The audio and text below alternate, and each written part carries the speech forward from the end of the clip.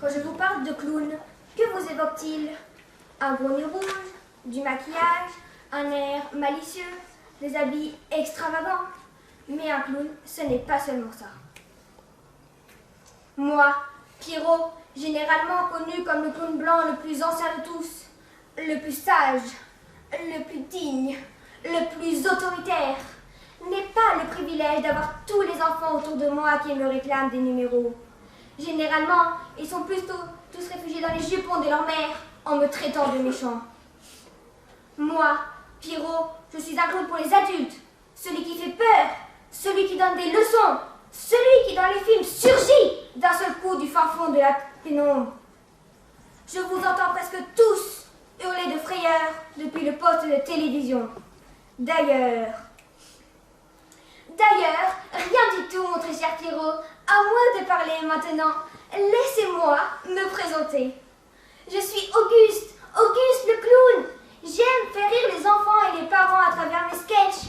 Mon meilleur ami, Achille Zavata, m'a même dit que j'étais le numéro le plus attendu des spectateurs. Les gens viennent exprès pour me voir.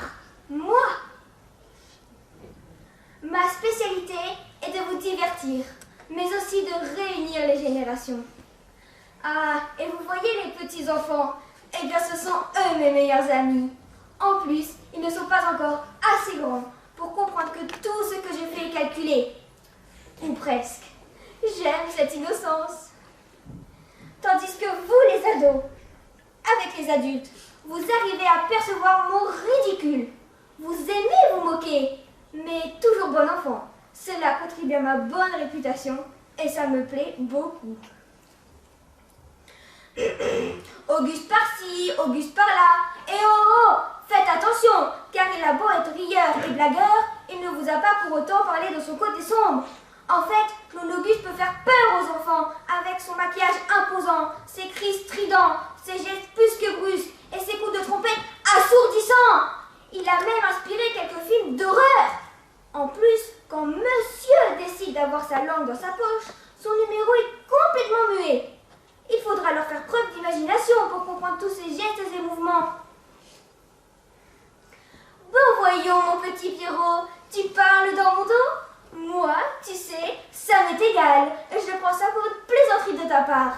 Je proposerais bien que nous nous arrêtions là, avant que cela ne parte en cacahuète.